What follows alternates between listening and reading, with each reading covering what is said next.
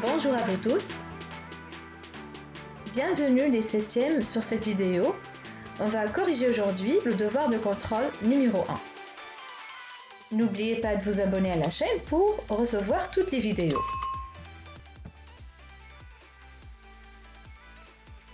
C'est mon devoir, je m'appelle Tausn Galfa. On commence l'exercice numéro 1. Complétez les vides sur les mots convenables. Dans la nature, la matière existe sous 3 états physiques différents. L'état solide, l'état liquide et l'état gazeux.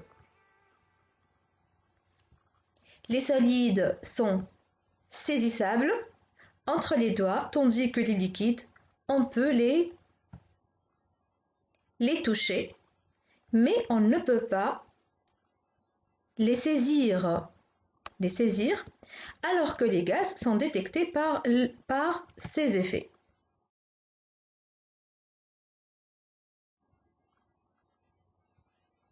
La question 2. Tout corps liquide renferme l'eau. Faux. L'huile, par exemple, c'est un liquide qui ne renferme pas de l'eau.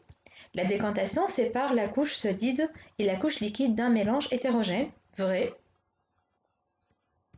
La matière est le constituant des objets matériels. Vrai. L'eau se trouve dans la nature essentiellement à l'état solide. Faux. L'eau se trouve essentiellement à l'état liquide. Les juteuses reposent dans leur fonctionnement sur la centrifugation, vu qu'elles reposent sur la décantation rapide. Vrai. La centrifugation est une décantation rapide, oui, on a vu ça dans le cours, donc est une décantation rapide, comme par exemple les juteuses et les machines à laver. La couleur de sulfate de cuivre anhydre change en présence de tous les liquides. Faux bien sûr, car en présence d'huile, le sulfate de cuivre garde sa couleur blanc grisâtre et ne change pas en bleu. Question 3. Donnez la définition d'un objet non matériel en donnant 2 exemples.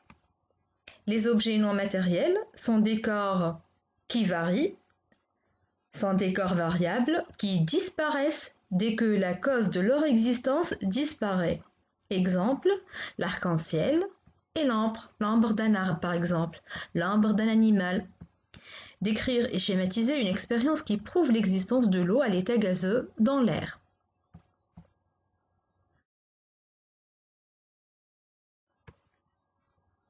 Dans une coupelle, on met une quantité de sulfate de cuivre anhydre, on le laisse exposer, donc je l'expose à l'air libre pendant quelques heures, pendant 2 heures par exemple, et après, on découvre que le sulfate de cuivre qui se trouve dans la coupelle devient bleu. Ça veut dire que le sulfate de cuivre est hydraté. Et hydraté par l'eau qui se trouve dans l'air à l'état gazeux.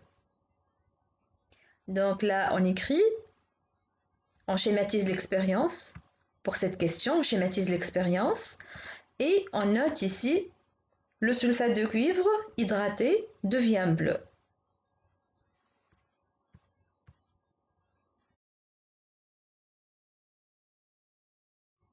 Exercice numéro 2. Ahmed a réalisé dans 3 béchers différents les 3 mélanges suivants. Mélange 1, boisson gazeuse plus lait. Mélange 2, eau plus sucre plus sable. Mélange 3, huile plus alcool. Donnez la définition d'un mélange. Le mélange est formé par 2 ou plusieurs constituants. On a 2 types de mélanges, le mélange homogène et le mélange hétérogène. Dessinez sur le tableau ci-dessus les différentes couches de chaque mélange après une longue durée de repos. Ici, on a un agitateur en verre, bien sûr, en verre. On mélange les 2 liquides. Par la suite, on laisse reposer le mélange. Qu'est-ce qu'on trouve là? Qu'est-ce qu'on observe? Je vous donne une remarque à apprendre. Vous notez que dans le cas où on a une bouteille de boisson gazeuse fermée. On aura un mélange homogène. Alors, si la bouteille de boisson gazeuse est ouverte, dans ce cas, on va obtenir un mélange hétérogène. Ici, on a la boisson gazeuse dans un bécher, ouvert bien sûr. Donc ici, le type de mélange, ce sera un mélange hétérogène. Et on dessine le mélange avec deux phases.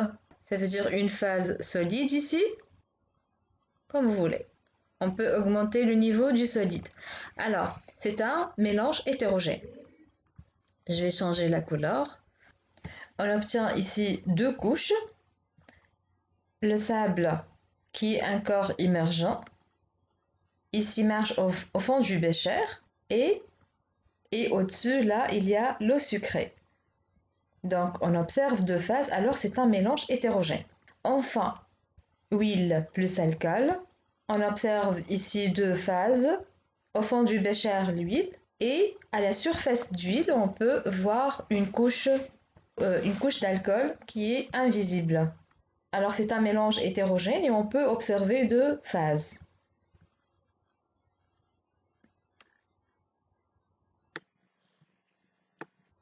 Question 4.